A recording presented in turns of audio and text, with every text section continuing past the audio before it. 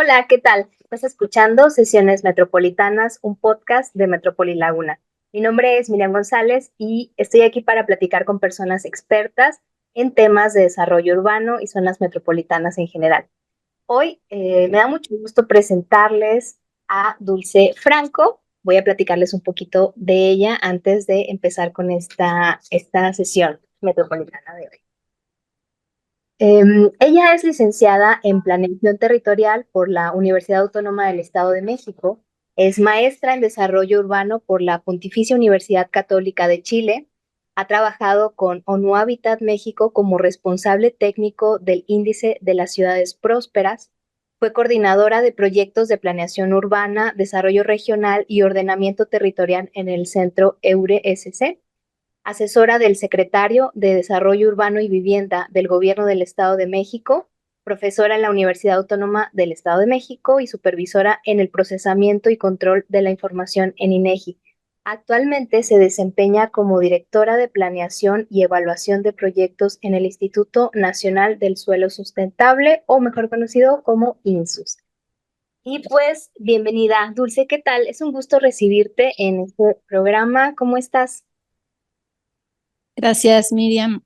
Pues el gusto es mío y felicitarte por este podcast que he tenido la oportunidad de ya escucharlo previamente. Es una gran iniciativa y bueno, me complace mucho poder conversar contigo. Gracias. Bueno, pues tengamos una plática agradable porque vamos a hablar de un tema que nosotras mencionábamos al principio. Puede ser un poco complejo porque vamos a hablar de la gestión del suelo y sobre todo en el suelo en zonas metropolitanas, pero yo creo que podemos empezar con algo mucho más sencillo para establecer qué es el suelo, ¿no?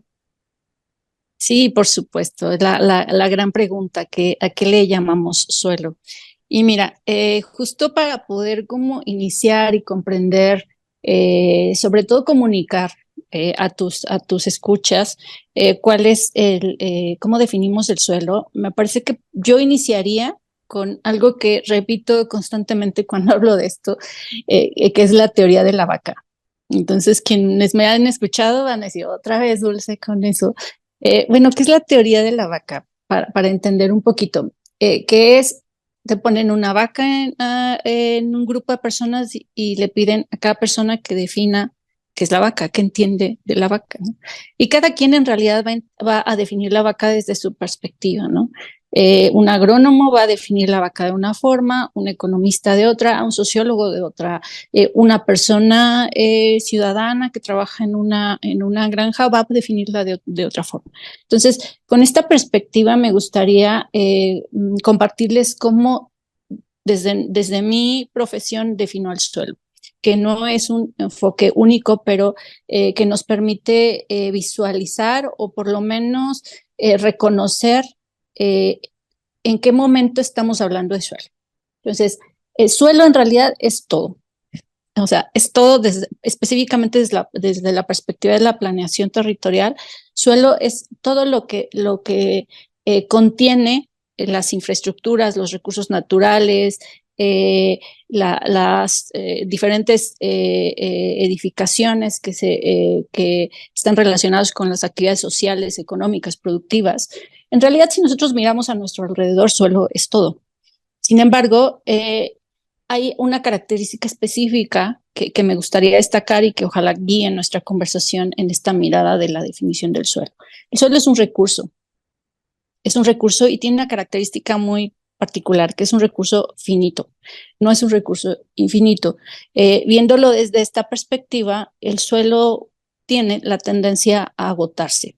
Si lo vemos ahora específicamente de suelo para actividades socioeconómicas, sociales, etcétera, de todo lo que sucede en el territorio, pongamos un ejemplo claro. Cuando hablamos de suelo para vivienda, el suelo justo es este requerimiento que la sociedad en general busca para poder construir, habitar o desarrollar sus actividades. Si consideramos el suelo desde esta perspectiva como un recurso finito, entonces vemos que el acceso que puede tener una persona que busca dónde habitar puede ser fácil o difícil.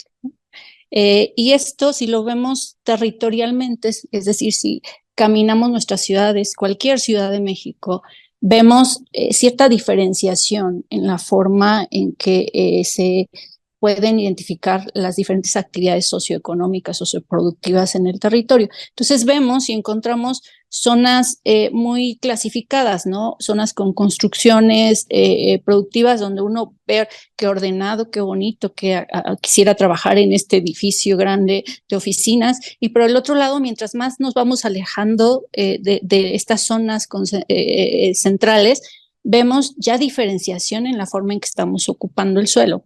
¿Y esto a qué obedece? Que al ser el suelo un recurso finito, su acceso es difícil y caro, es decir, tiene una connotación económica el suelo, ¿no? Cuando adquiere esta connotación económica de accesibilidad en términos monetarios, vemos lo que sucede en todas nuestras ciudades, que es ocupaciones cada vez más extensas. ¿Por qué? Porque cada vez es más difícil acceder al suelo en las zonas centrales y es más fácil acceder en suelos periféricos, llamémosle, ¿no? Es decir, todo lo que es más barato y además menos adecuado, porque además podemos ver la ocupación en cerros, podemos ver ocupaciones que uno nos explica porque hay habitación en ciertas zonas, hay un porqué. ¿Por qué? Porque el acceso a suelo adecuado, apto para habitar, para vivir o desarrollar una actividad, tiene diferentes características de valor de mercado, desafortunadamente, ¿no? Entonces, conclusión, el suelo desde la perspectiva territorial económica es un recurso y además tiene un valor económico necesariamente, que es lo que históricamente ha guiado ciertas decisiones de localización en torno a las ciudades, ¿no? Entonces, me parece que es bien importante tener esta mirada para poder empezar a entender por qué los usos de suelo que vislumbramos en nuestras ciudades y específicamente en zonas metropolitanas tienen características muy diferenciadas. Y hablando de estas características, bueno, sí entendemos un poco con lo que nos estás tratando de explicar sobre el suelo, sobre la importancia de que es un recurso. Creo que nos estamos visualizando una ciudad, estamos visualizando un territorio, queremos como irlo bajando un poco a hablar del suelo en las ciudades y yo creo que estamos encaminadas sobre todo a por qué hablar de un suelo en las ciudades y por qué hablarlo en las zonas metropolitanas, ¿no? Sí, totalmente, totalmente. Cuando decimos el acceso al suelo y sus características de ubicación determina la forma en que crecen las ciudades y específicamente la forma en que se configuran zonas metropolitanas, me parece que empezamos a hablar ya de las causas que generan estos procesos de ocupación, ¿no? Si lo empezamos a entender así, entonces podemos encontrar cuáles son las políticas o las medidas o los proyectos o las acciones que requieren tomar las personas que trabajan en los ámbitos de planeación o diseño de políticas públicas o a escala municipal quienes planifican los territorios, ¿no? Entonces, si tenemos, insisto, esta mirada más hacia qué hay detrás de todo lo que vemos cotidianamente, podemos empezar a delinear ciertas salidas, ¿no? Ciertas medidas para atender muchos de los problemas asociados a la falta de acceso al suelo, ¿no? Pongo un ejemplo muy específico de los problemas asociados a la falta de suelo asequible y accesible. Asequible me refiero al que corresponda a los ingresos que cada persona tiene, ¿no? Y accesible al suelo el que me permita trasladarme de manera adecuada. Para no hacer tan complejo esto, les pongo el ejemplo de la movilidad, ¿no? Eh, la consecuencia de no tener un suelo accesible y asequible en los términos que les comentaba es que la mayor parte de las personas que no tienen esta capacidad se van a vivir a zonas periféricas, ¿no? El costo que implica esta decisión tiene diferentes vertientes. Una de ellas es la movilidad, ¿no? Es decir, tenemos cada vez más este proceso expansivo por la falta de acceso al suelo y genera la necesidad de habilitar y expandir más y más las infraestructuras, ¿no? Movilidad específicamente. Al final, las personas que habitan en la periferia trabajan en el centro, ¿no? Hay una relación entre el habitar y el trabajar. Entonces, se mantienen las fuentes de empleo en las zonas más caras y por lo tanto se requiere mantener los traslados mucho más largos y mucho más intensos de las personas que viven en periferia, ¿no? Y esto sucede muy claramente en las zonas metropolitanas, es decir, al tener una hiperconcentración de las fuentes de empleo en zonas de mayor densidad, pues evidentemente vamos a tener una hiperconcentración de las necesidades de movilidad, ¿no? Pero aparte, ya yéndonos a una escala más específica, en estas zonas dispersas de las zonas metropolitanas, estas zonas, digamos, que no tienen otra alternativa que seguir creciendo periféricamente por el acceso barato al suelo, suceden otros problemas de movilidad también al interior de estas zonas, colonias, barrios, fraccionamientos, etcétera, que es las rutas alimentadoras que requieren vincularse con las rutas troncales que llegan a las zonas centrales donde hay más movilidad por causa de empleo.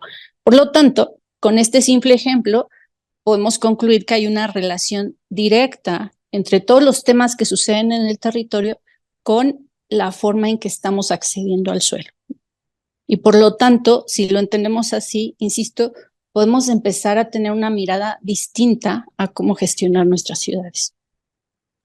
Podríamos decir que vamos viendo un mal, casi que es, por así decirlo, de la relación justo como tú mencionas, entre nuestras actividades habitando una ciudad o una zona metropolitana, el suelo y nuestras actividades económicas, ¿no?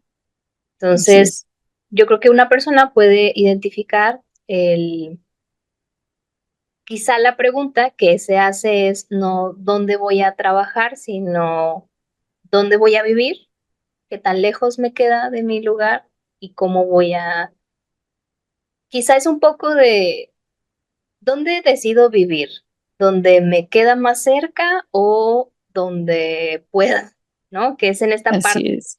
de ser accesible. Y yo creo que sí me gustaría hacer este pequeño hincapié de, hablamos del suelo porque es un derecho, ¿no? Por eso es que te buscamos como experta para que nos hables sobre la gestión de suelos, pero en esta base de que todos tenemos derecho de tener una vivienda. Así es. Pero Así es. sí, lo que mencionas de, sí es importante tener la gestión del suelo justamente para quizá regular. Yo creo que aquí nos puedes explicar un poco más sobre de qué hablamos con la gestión del suelo y qué tiene que ver con todas estas problemáticas que hemos estado diciendo.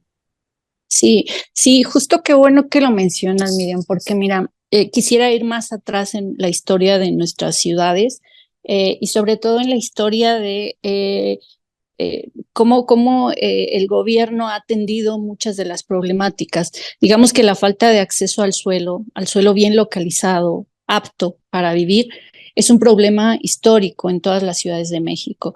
Eh, Vámonos a los procesos de migración campo-ciudad que generaron esta conformación de las grandes ciudades o de las ciudades capitales donde se concentró la gran actividad económica, ¿no? En estas ciudades, por ejemplo, donde hubo mucha demanda derivado de los procesos migratorios que aún suceden en muchas ciudades, específicamente en zonas fronterizas donde también hay una alta movilidad poblacional, eh, obviamente la gente busca dónde vivir, ¿no? En zonas fronterizas mientras que pasa y cruza la frontera, ¿no? O sea, o mientras encuentra un empleo. En ciudades metropolitanas, por ejemplo, también, digamos, la escala de migraciones es distinta, pero en este caso es importante dimensionarla en su papel histórico, ¿no? Ante, digamos, de estos procesos migratorios que han sucedido históricamente en mayor escala y ahora quizá en una escala distinta por la tecnología y las formas de trabajo en cómo han cambiado, ya tienen como particularidades específicas para cada ciudad. Pero vámonos hacia atrás. Cuando suceden estos procesos migratorios, empiezan a crecer muchas ciudades con gran actividad económica, ¿no? Las personas buscan vivienda donde habitar, ¿no? Y para buscar vivienda, si no hay una oferta de vivienda, entonces buscan un lote donde construir su vivienda. Entonces, así se fueron conformando muchas colonias que podemos identificar en ciudades como colonias muy viejas que en su momento se caracterizaron por ser irregulares. Entonces, ¿por qué irregulares? Porque era el suelo que se ofrecía, ¿no? Más barato, que podía ser en un ejido o podía ser incluso en una mina que ya no funcionaba, en una barranca o en un cerro, ¿no? Donde encontráramos suelo. Y hablábamos en ese entonces, estoy hablando de los 70s, donde los procesos migratorios pues eran muy fuertes, ¿no? Digamos que las tasas de crecimiento de las ciudades eran grandísimas comparado con lo que ahora sucede. Pero esas tasas de crecimiento generaron procesos de ocupación muy densos, muy desordenados.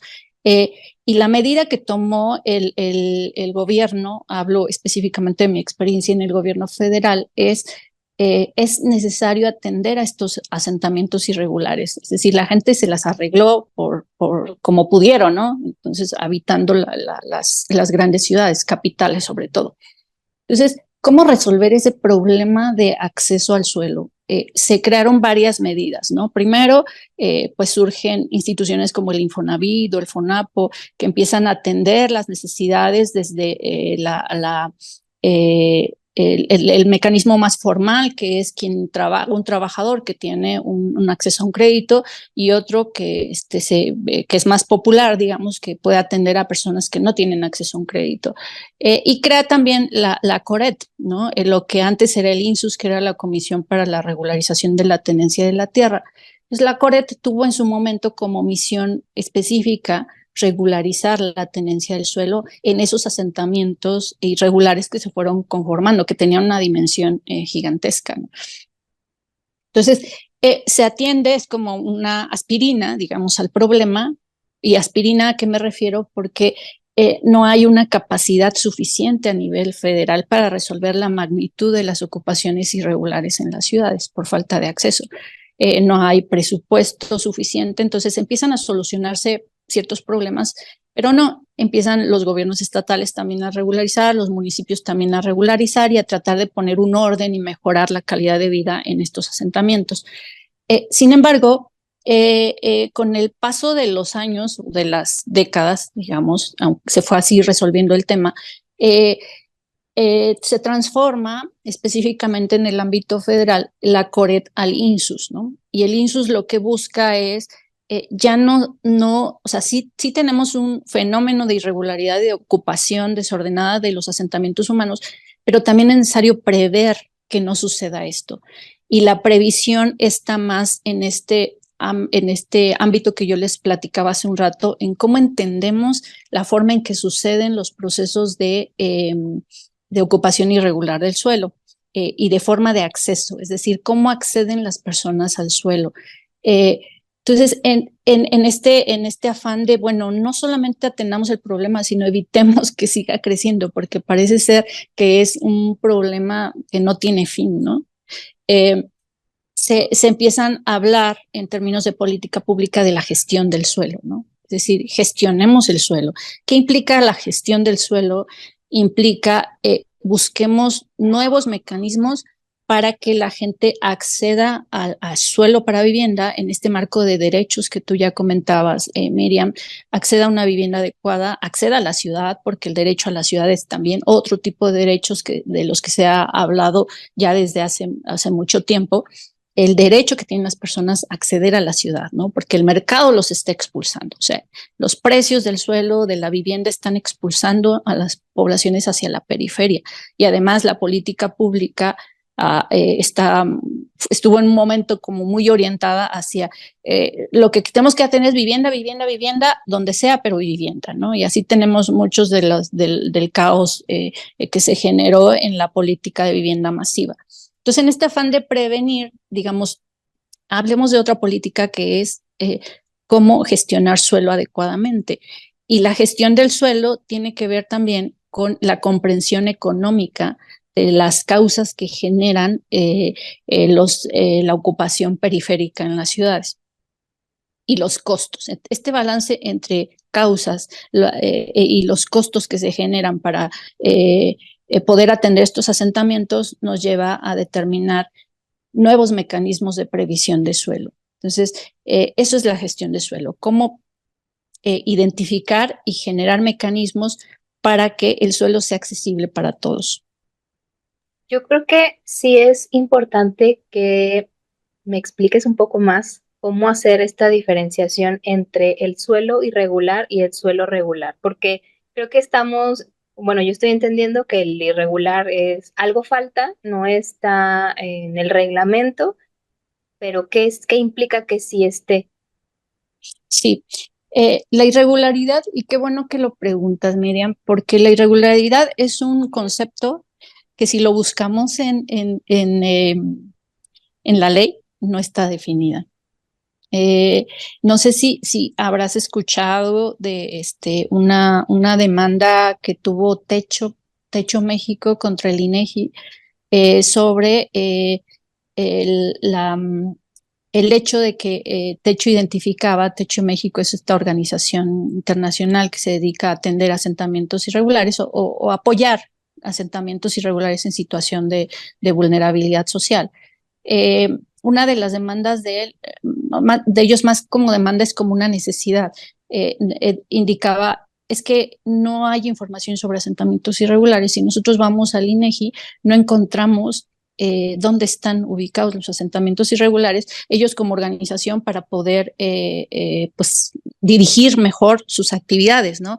Entonces, derivado de esta demanda, hay un cambio y una serie de medidas que toma el propio INEGI para poder empezar a generar esta información. El INEGI actualmente tiene información relacionada con asentamientos irregulares, pero es información estadística.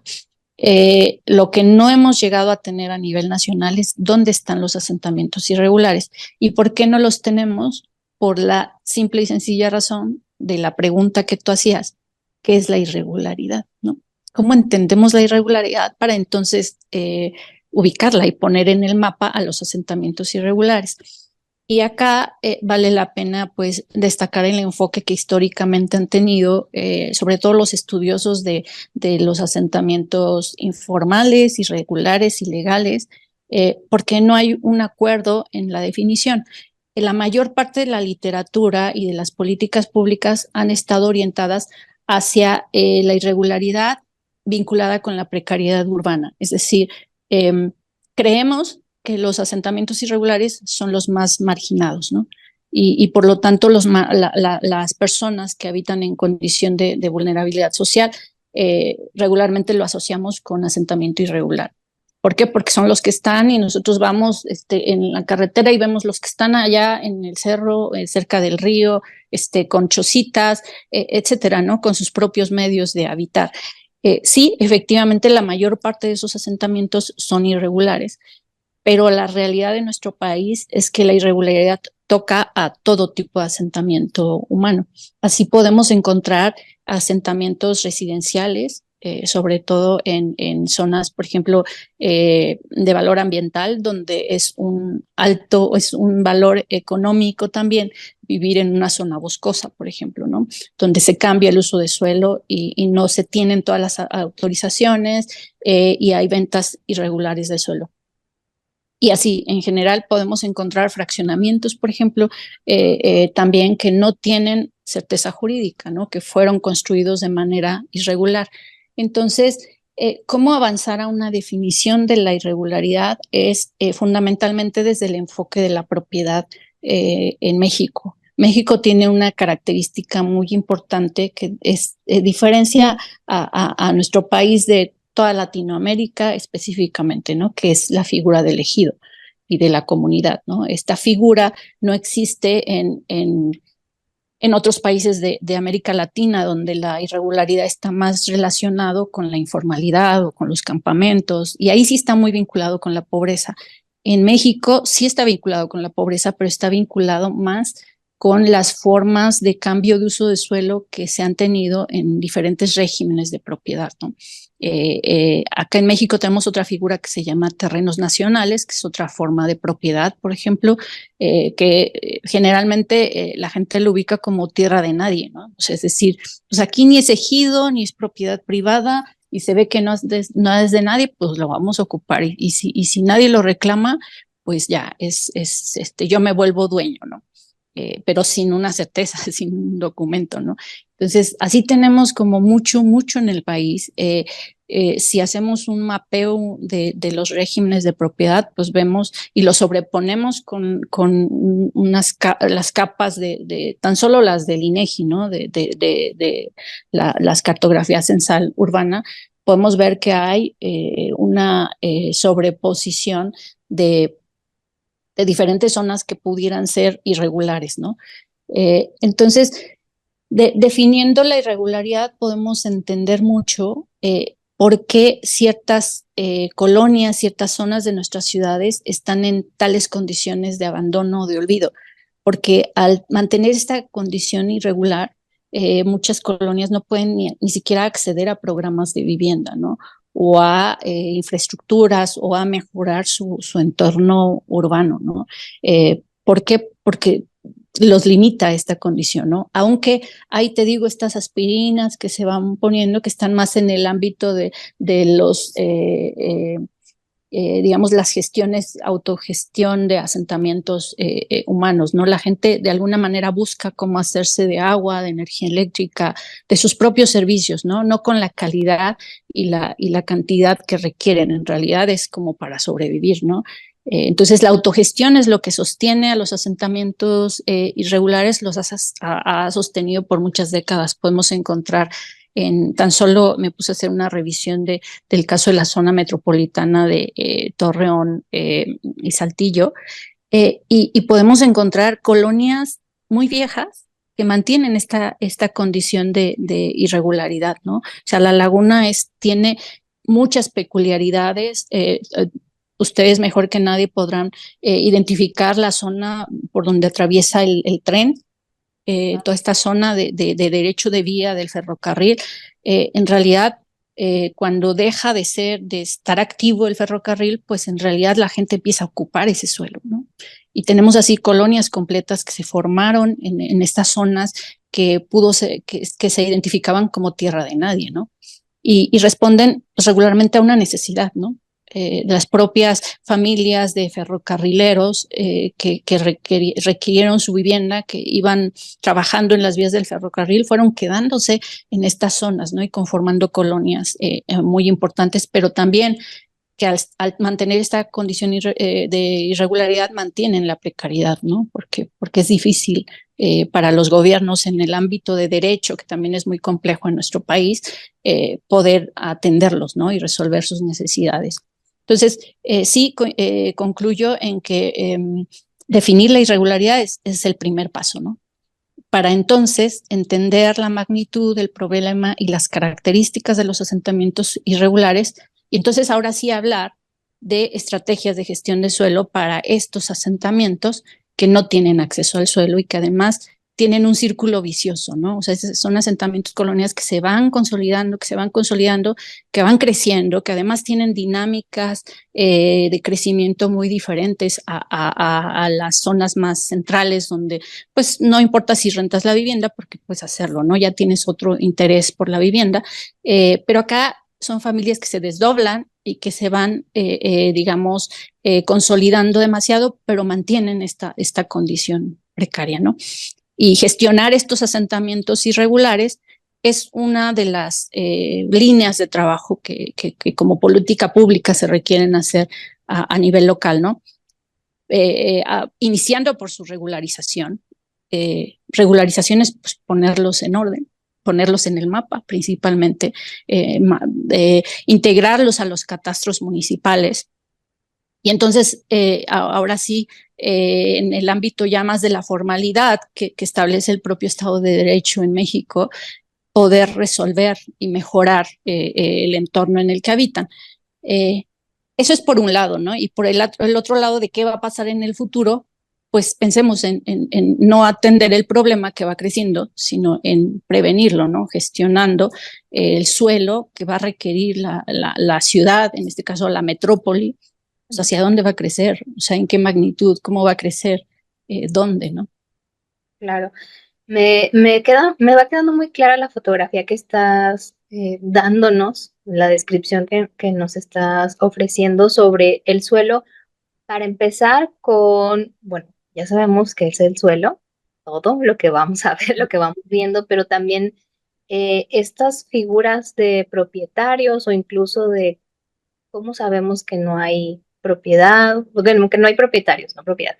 Y en la parte de, bueno, la gente busca un lugar donde habitar, ya sea por las dinámicas que necesite, ¿no? Trabajo, familia, no sé, lo que le llame mucho para necesitar un lugar en específico, que pueda Exacto, acceder a él, que lo pueda pagar, y si no lo puede cubrir, probablemente esté adquiriendo o quedándose en un espacio que no tiene lo suficiente, que no está regulado.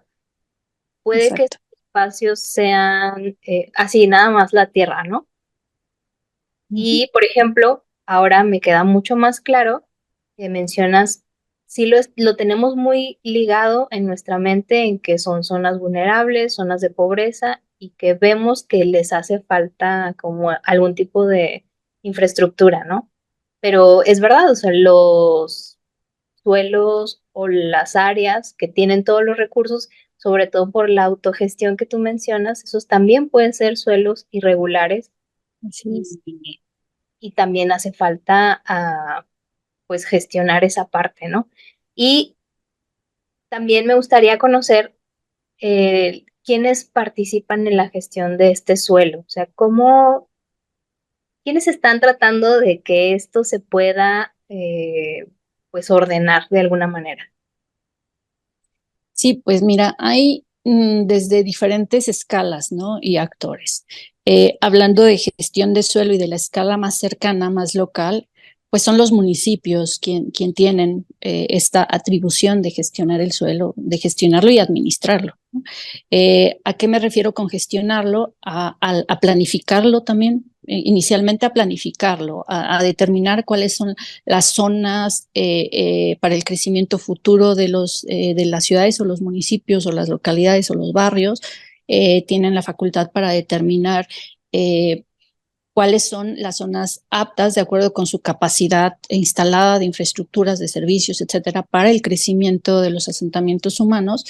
Y además tienen la capacidad y la facultad para gestionar el valor del suelo, que es algo de lo que no hemos hablado y que me gustaría que pudiéramos conversar. Eh, Quien tiene, digamos, todas las atribuciones es el municipio, ¿no? Y no por echarle la bolita al municipio, porque sabemos que al municipio se le han otorgado muchas atribuciones, pero no se le han dado muchas herramientas para poder gestionar todas las atribuciones que tiene, ¿no? Y más seguramente ya lo has conversado con algunos de tus invitados, pero y más cuando hablamos de zonas metropolitanas, donde además se tienen que coordinar con otros municipios, ¿no? Para definir no, que el municipio no es solo, sino forma parte de una aglomeración mucho más grande como una metrópoli, ¿no? Ahí el reto es mucho mayor. Si habláramos de municipios aislados que tienen más contenido, el crecimiento de su centro de población o su ciudad, digamos que ellos pueden planificar sin necesidad de hablarse con el otro, ¿no? En caso de zonas metropolitanas es muchísimo más complejo y más hablando de temas relacionados con el suelo. Eh, Eso creo que son los primeros que tienen esta mirada de cómo gestionar el suelo, ¿no? A través de los esquemas de planificación y de las herramientas para financiar las obras que requieren todo tipo de asentamientos, ¿no? Generalmente el municipio tiene más herramientas para financiar, y esto es una realidad en México, aunque digamos no estamos atendiendo toda la oportunidad que tiene la gestión del valor del suelo. Generalmente los municipios atienden las zonas como que pagan predial o con mayor, digamos, valor económico, porque digamos que una de las premisas del pago del predial es que tú pagas y se te regresa en servicios, ¿no? En infraestructuras. No voy a cuestionar cómo suceden, porque eso en la realidad tiene muchas escalas, ¿no? De colores. Es otro tema, ¿no? Pero tomando como base esta premisa de que el pago del predial es un mecanismo de financiamiento para las infraestructuras y para otros requerimientos que tienen los asentamientos humanos, eh, es un mecanismo de valorar el suelo, ¿no? Es decir, yo ocupo el suelo con una construcción, tengo mi construcción, tengo el derecho a ocupar ese lote que yo compré y que lo tengo de manera formal, pero también tengo una obligación, ¿no? O sea, en este esquema de derechos y obligaciones tengo una obligación que me establece el Estado a través del municipio para dar una contribución por la ocupación y por el derecho que me está otorgando el municipio, que es el uso del suelo, ¿no? Una licencia de uso de suelo, una construcción, etcétera. Por eso yo, ciudadano, tengo una aportación a través de mi impuesto predial. ¿Qué sucede con los asentamientos irregulares que cubren gran parte de nuestro territorio? No tienen esa aportación, ¿no? ¿Por qué? Porque son irregulares, eso es lo que se dice, ¿no? Sin embargo, no sucede, no es una ley que no todos los asentamientos irregulares paguen predial, sucede que en muchos asentamientos irregulares sí pagan predial. ¿Por qué? Porque creen que al pagar predial ya tienen la certeza jurídica, lo cual es una falacia, ¿no? No necesariamente. Entonces, digamos que la gestión de la valorización del suelo, el valor que tiene el suelo por el uso que se le está otorgando a nivel público, es un mecanismo también de gestión del suelo, porque se revierte en pues, mejoramientos, ¿no?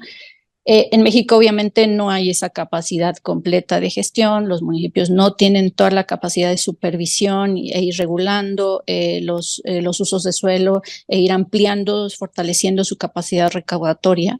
Y además estamos muy limitados a solo el predial, ¿no? A solo lo que sucede a nivel de a ras de suelo, ¿no? A ras de suelo. Yo cobro por el lote, ¿no? Pero ¿qué pasa si los municipios abrieran su mirada y dijeran, yo también les otorgo a los propietarios de suelo no nada más lo que puede hacer a ras de suelo, es decir, tu vivienda o tu edificio, sino lo que puedes hacer en altura, es decir, el uso intensivo del suelo? Y sucede que en muchas ciudades regalamos digamos, ese valor que el Estado le proporciona a los propietarios de suelo. ¿Por qué lo regalamos?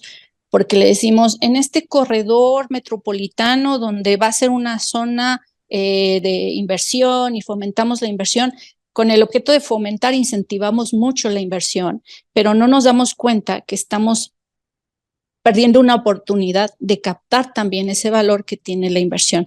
¿A qué me refiero?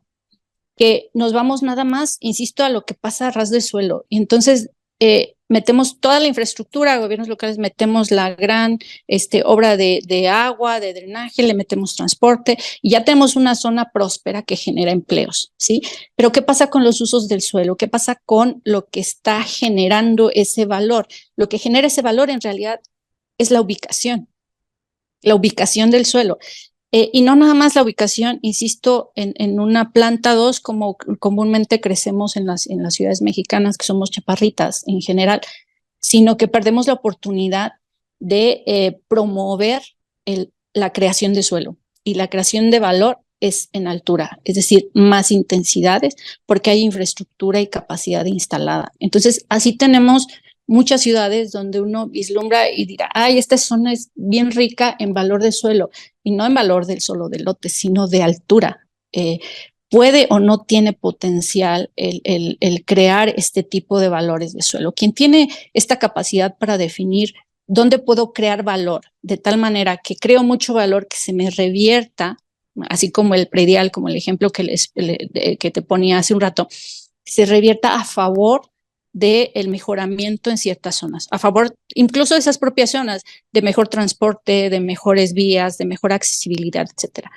La perdemos. El común es que en México no hay una experiencia muy digamos, continua creciente sobre la captación de estos valores de suelo, ¿no? En los planes donde definimos qué alturas vamos a tener, qué usos de suelo, no se determina cómo vamos a captar esos valores, ¿no? El Estado no lo determina. Entonces, así vamos creciendo en actores. Entonces, tenemos municipio con la capacidad que tiene de asignar y administrar los usos de suelo y de captar valores. Y luego, si vamos a la escala estatal, es otro actor relacionado con la gestión del suelo. ¿Por qué? Porque la capacidad del Estado está en la coordinación de los municipios cuando hablamos de zonas metropolitanas.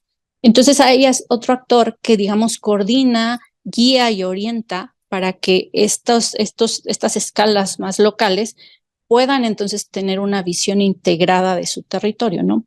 Como un todo, como una metrópoli, como una ciudad grande.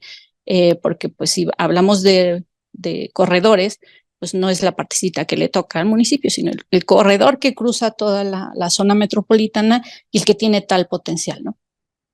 Y luego si subimos de escala, pues vamos a la escala federal. ¿Quiénes son los actores de la gestión del suelo?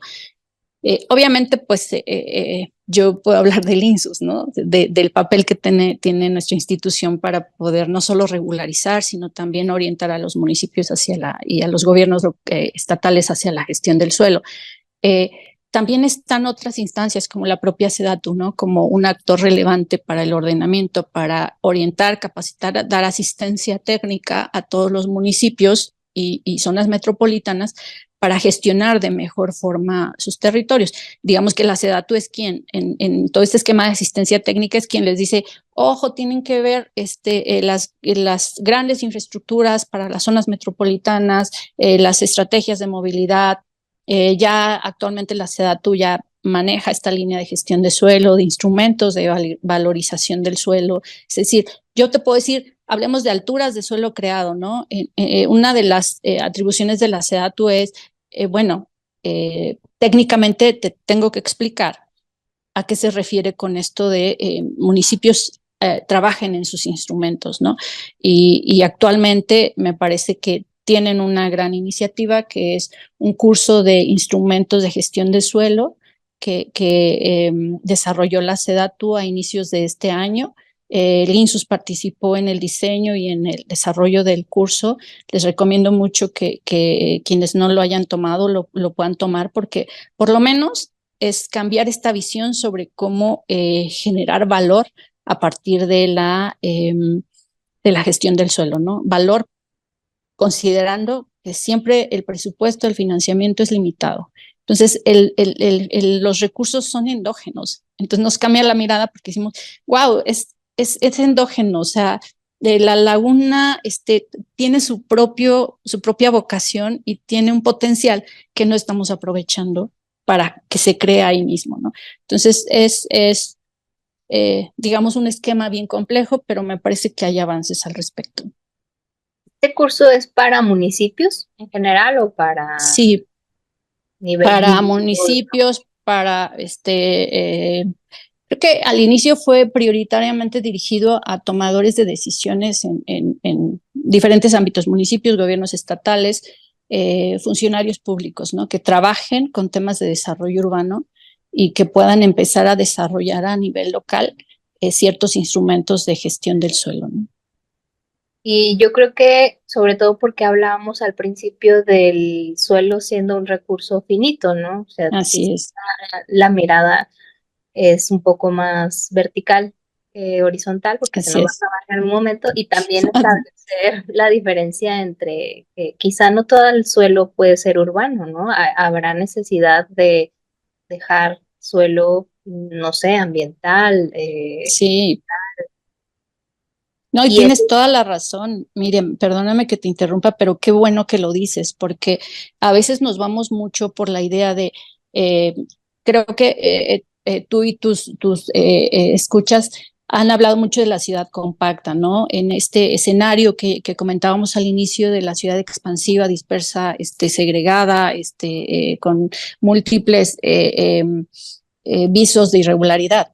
En realidad, eh, me parece que no estamos identificando muy bien eh, cuál puede ser una mejor mirada desde la sustentabilidad, ¿no? Es decir, no todo lo que está en las ciudades vacío puede ocuparse, porque hay primero ciertos principios de sustentabilidad dependiendo de la ciudad y la región en la que nos encontremos, ¿no? Hay ciudades que tienen que tener permeabilidad, ¿no? Que haya captación de agua, que haya más áreas verdes al interior de las ciudades, que mitiguemos las islas de calor, específicamente en ciudades más densas, ¿no? O ciudades, por ejemplo, de la frontera, ¿no? Ahí pues no hay, digamos, tampoco en ciudades áreas, me refiero por ejemplo a Mexicali o algunas ciudades de Tijuana, donde lo forestal tiene otras características que lo que podemos ver al sur o al centro del país. Sin embargo, a pesar de eso, esos ecosistemas requieren ser preservados, no solamente en periferia, sino al interior de las ciudades. ¿Por qué? Porque tiene una función ambiental. Entonces, esta función ambiental generalmente tiene esta lucha con la función económica del suelo, ¿no? Entonces, es indispensable encontrar el punto de equilibrio. Si hablamos de ciudades que crezcan ya de manera más vertical que horizontal, porque ya el suelo, como bien ya lo acabas de recalcar, pues se acaba, ¿no? Tenemos ciudades como Guadalajara que ya no tienen para dónde crecer. La Ciudad de México ya no tiene para dónde crecer porque todo su entorno ya tiene un valor ambiental muy alto, ¿no? Por lo tanto, ya son ciudades que crecen hacia arriba, ¿no? Que crecen lo más que puedan hacia arriba. Sin embargo, su periferia metropolitana es la que sigue expandiéndose, ¿no? Podemos tener una ciudad contenida, pero la periferia sigue creyendo que el suelo es infinito, ¿no? Entonces, esta mirada ambiental es, digamos, el principio que debe privar desde mi perspectiva para tomar decisiones, ¿no? Antes incluso que el valor económico que tiene el suelo. Y justo que estabas hablando de la función económica, o sea, digamos que quizá podríamos establecer las causas, ¿no? O las razones por las que el suelo expande, crece, se regula o no se regula. Y deseas la función económica. Hablábamos también de la sustentabilidad, pero en algún momento me habías comentado de la función social del suelo, ¿verdad? ¿Y esta dónde entra o cómo Sí. cómo la definimos? Sí, fíjate que la función social es algo bien complejo cuando la vinculamos con la propiedad del suelo. ¿Por qué? Cuando nosotros planificamos el territorio, regresemos nuevamente al municipio, que le vamos a echar todo al municipio. Cuando el municipio planifica su territorio, pero bueno, hablemos también de cuando hacemos un plan metropolitano, ¿no? Decimos, asignamos como usos, ¿no? Y decimos, un proceso de planeación generalmente tiene que realizarse sin ver la propiedad del suelo. Es decir, tiene que determinar los dónde sí y dónde no puede urbanizarse o puede haber ocupación por asentamientos humanos o urbanizarse. Tiene que definir estos dónde sí y dónde no atendiendo a la aptitud del territorio, es decir, donde sí se puede y donde no se puede. Esto es en un esquema ideal de planificación, ¿no? Al momento de definir el dónde sí y el dónde no, estamos privilegiando la función ambiental y la función social del suelo. El dónde sí porque estamos, digamos que diagnosticando qué requieren las ciudades, qué requieren los municipios o en sus diferentes escalas, ¿no? ¿Qué requieren? Es decir, siguen creciendo. Es un hecho que nuestras ciudades, asentamientos humanos siguen creciendo a menor ritmo, pero siguen creciendo, ¿no? Entonces, en 20, 30 años en una prospección de crecimiento, pues no sé, decimos, se requiere para el crecimiento futuro de mi ciudad, no sé, del orden de 1,000 hectáreas, ¿no? Por ejemplo, ¿dónde van a estar esas 1,000 hectáreas? Al interior de la ciudad, vamos a crear suelo hacia arriba, lo que decía como ejemplo hace un momento, o tenemos capacidad para empezar a ver que ese suelo va a ser en expansión.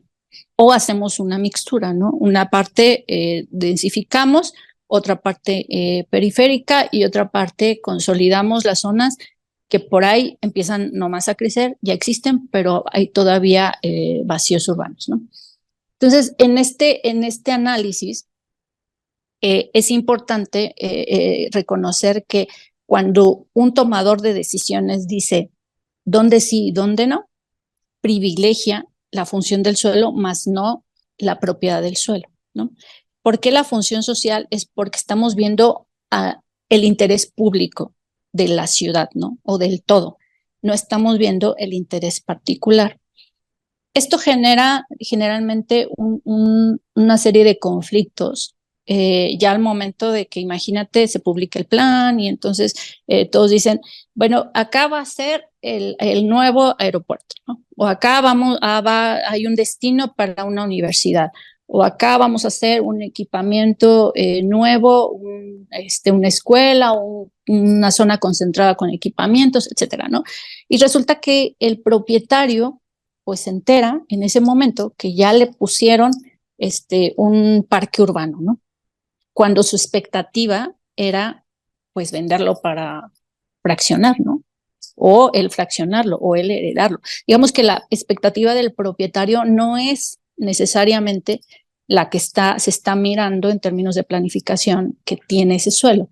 En eso radica la función social del suelo, que atiende a las necesidades de una colectividad, en este caso de una ciudad, y no a las necesidades o a las expectativas de los propietarios particulares.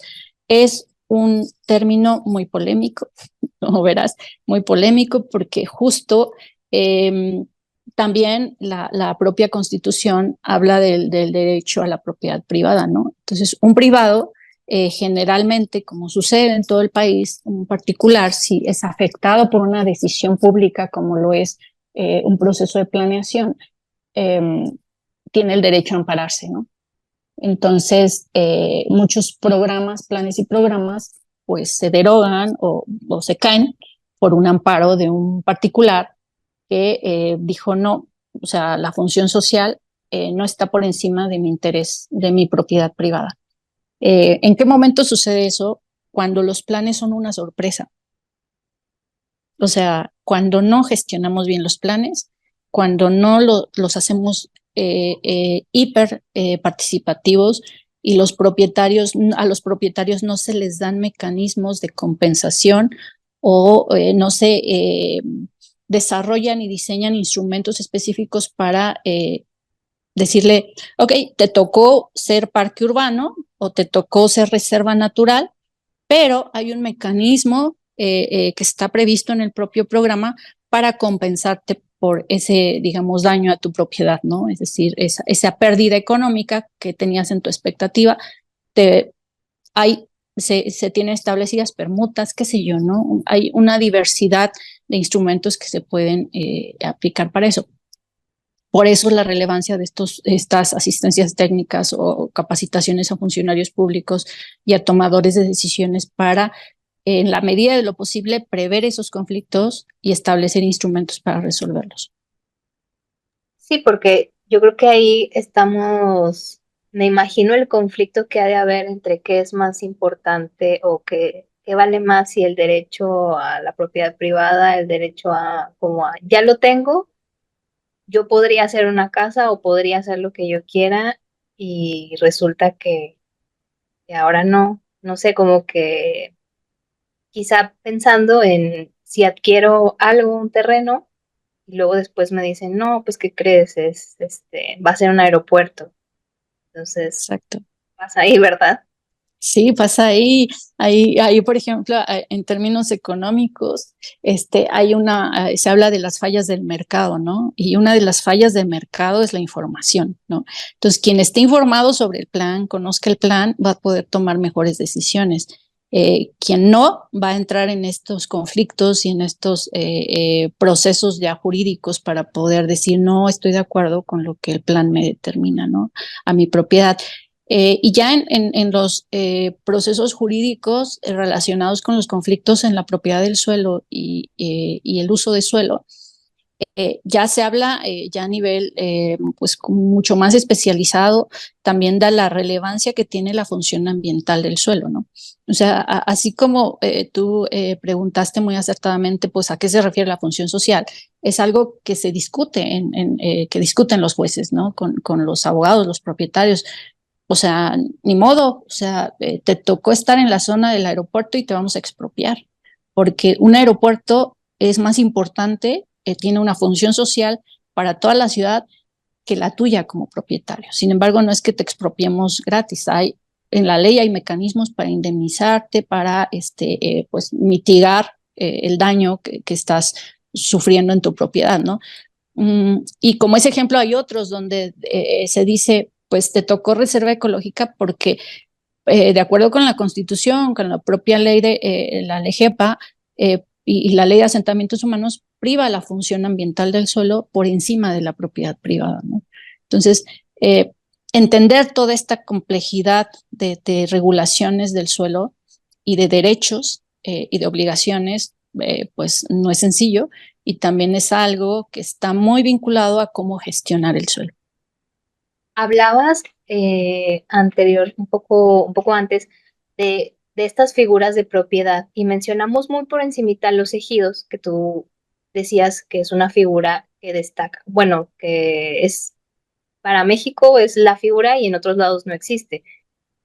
Y hablábamos de diferentes tipos de propiedades, pero yo creo que también igual si podemos como tomarnos un paréntesis entre hablar de esta Sí, figura de ejidos porque pues también entra como en otros tipos de conflictos, ¿no? Del suelo. O sea, sí. ¿cuál ha sido como esta gran eh, perspectiva que tú nos podrías decir sobre la figura de ejidos? Sí, el ejido, y nuevamente regresémonos a la historia, ¿no? De cómo surge el ejido. Eh, recordemos, pues, el movimiento revolucionario, ¿no? Y recordemos a Zapata, ¿no? La tierra es de quien la trabaja, ¿no? Cuando sucede el reparto agrario, en realidad cambia el escenario político y social del país, ¿no? En ese momento cambia el escenario político y social, pero con el paso del tiempo no solamente cambió ese escenario, sino cambió el escenario urbano y social y económico de las ciudades, ¿no? Inicialmente el ejido y el reparto agrario fue justo para que las personas que participaron en el movimiento revolucionario tuvieran ese derecho a tener tierras, ¿no? O sea, en la historia más atrás, pues era la iglesia la que tenía la propiedad del suelo, ¿no? Y de las tierras de cultivo en México. Eh, cambia la historia, llega un momento en el que sucede este reparto agrario, se crea la ley agraria y entonces se le dan, digamos, como esta serie de no, no sé si es correcto llamarle atribuciones, pero pues llamémosle así, ¿no? Algún purista abogado me va a corregir, pero bueno, se le dan estas atribuciones a los ejidos, ¿no? Donde la ley agraria les otorga el derecho a definir en el seno de su propia asamblea ejidal los usos y destinos de los ejidos, ¿no? Y el ejido, al interior del ejido, tiene entonces una zonificación también, tiene usos de suelo. Y podemos encontrar los usos parcelados, las zonas de parcela, las zonas de asentamiento humano, las zonas de uso común, las zonas de dominio pleno, que eso es algo que es más reciente, digamos, en la historia de México. Originalmente solamente tenían estas zonas de asentamiento y las zonas parceladas y zonas de uso común, ¿no? El asentamiento donde los ejidatarios tienen derecho a crecer como asentamiento humano, ¿no? Eh, a partir del 90, 92, creo, con la reforma agraria, ya se da esta posibilidad de que el ejido entre en un proceso de transición, ¿no? De adopción, de salida de esta figura social del suelo para transitar hacia la propiedad privada, ¿no? Entonces,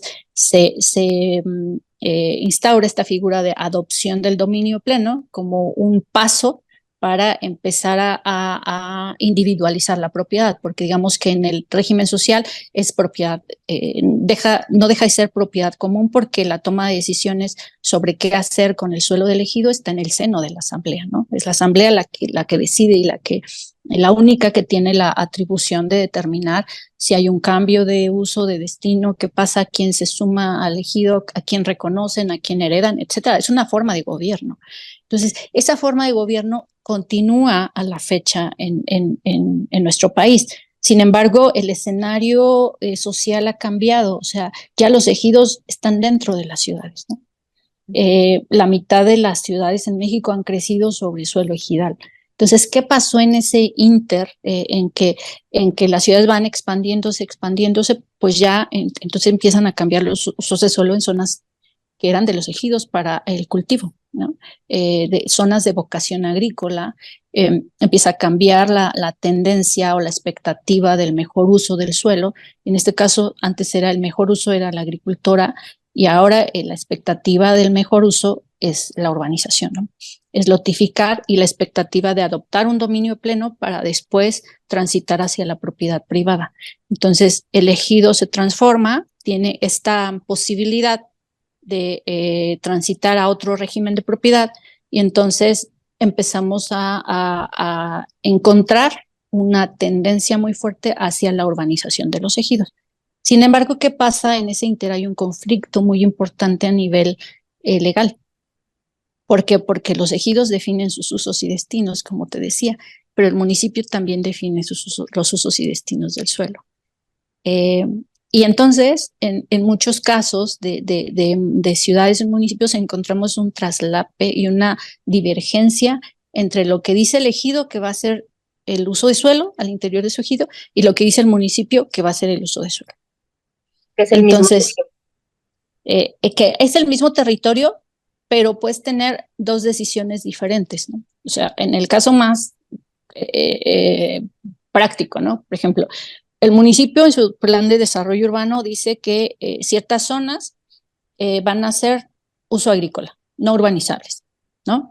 Y el ejido dice, ah, no, yo ya determiné, porque además tengo la atribución, que eso ya no es agrícola, que eso ya el ejido y la asamblea aprobó, que ya es dominio pleno, porque ya se va a vender, ¿no? Tiene una expectativa de transitar a la propiedad privada. Y entonces encontramos esas divergencias que generalmente los programas de desarrollo urbano no integran las decisiones de los ejidos. Y no se trata de integrarlas, ¿no? En sus esquemas de zonificaciones y usos de suelo, sino de dialogar con los ejidos. Muchas veces los ejidos tienen ya una expectativa de cambio de propiedad y cambio de uso de suelo. Y digamos que estamos en una lucha constante entre que, pues, ni modo, el ejido determina que la vialidad no va a pasar por ahí, no va a pasar, porque el ejido determinó que no, y el plan dice, es que se requiere una vialidad que pase por este ejido, ¿no? Y entonces, como no hay una gestión adecuada, pues la vialidad tiene que librar el ejido, ¿no? Entonces, hay, digamos, un esquema muy complejo de gobernanza entre un esquema que todavía está basado en la Constitución y en la ley agraria y otro esquema urbano que está basado en la Constitución y en la Ley General de Asentamientos Humanos, ¿no? Entonces, son dos leyes que regulan un territorio que en realidad es el mismo, pero que tiene dos diferentes esquemas de propiedad, ¿no?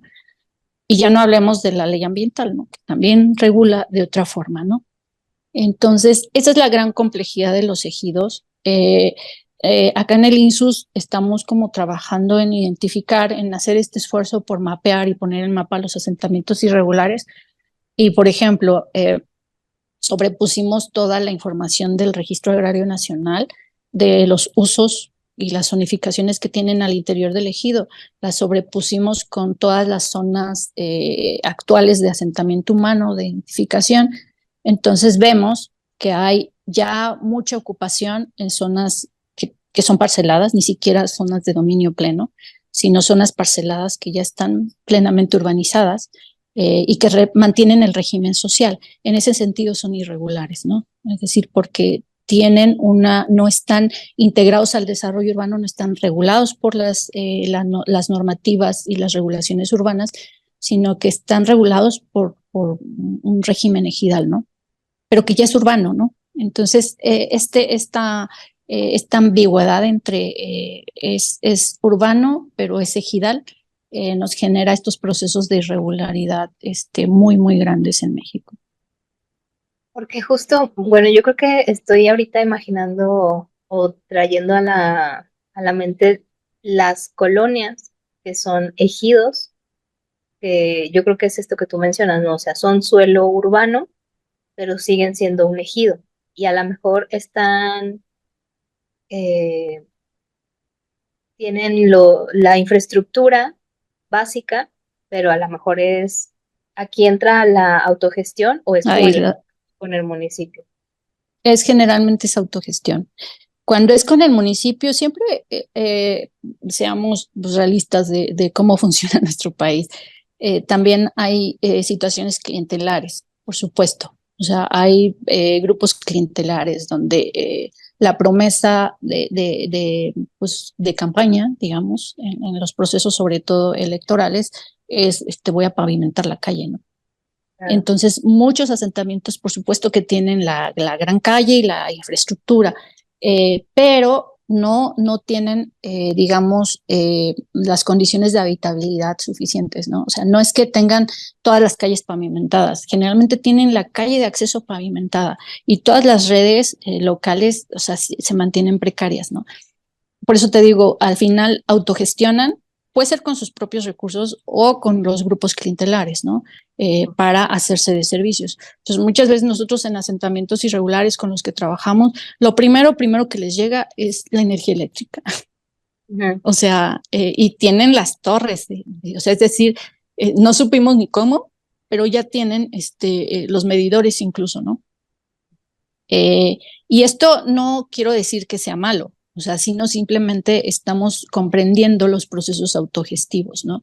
De hecho, la gente lo hace por sus propias herramientas, formales o informales, pero tiene ya esos servicios, ¿no? Ujú.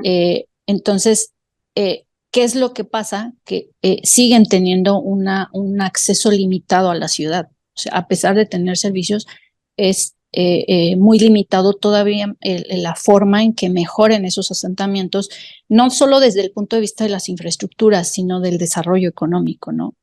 Te pongo un ejemplo, hay gente que habita en asentamientos irregulares que es muy emprendedora y que generalmente todos los negocios que se emprenden ahí son informales, o sea, son informales. Difícilmente pueden acceder a un programa productivo o de apoyo, de financiamiento, porque no tienen manera de comprobar la propiedad. Entonces la alternativa es la informalidad generalmente, ¿no? Informalidad económica, informalidad en los servicios, informalidad en los procesos de mejoramiento. Siempre hablaremos de la autogestión, ¿no?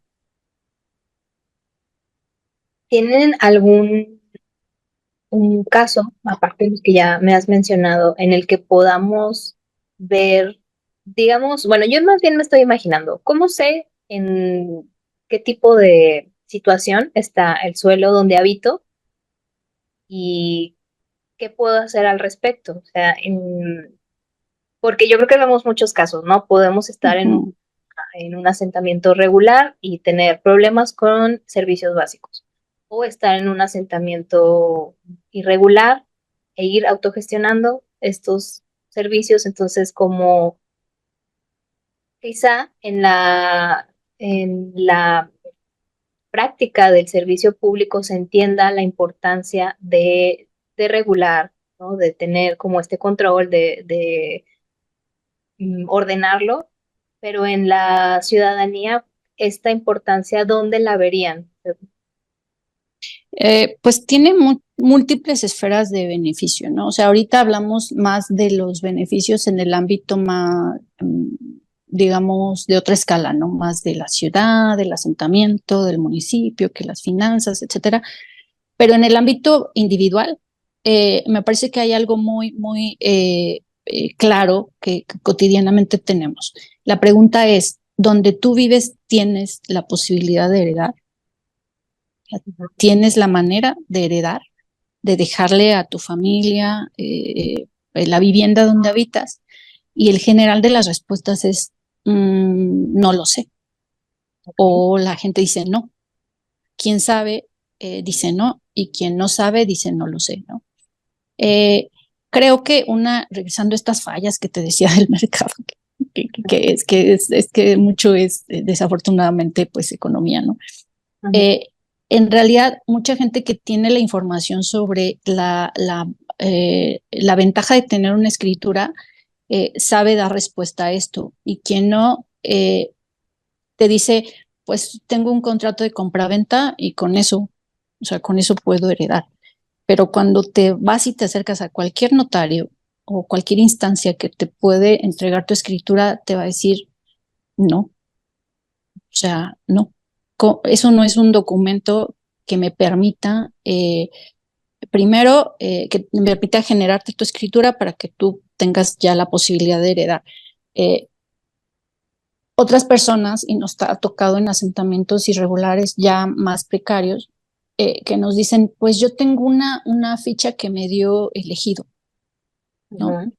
O yo lo que tengo pues es mi recibo de luz, ¿no? O tengo una carta donde me dicen que soy posesionario, ¿no?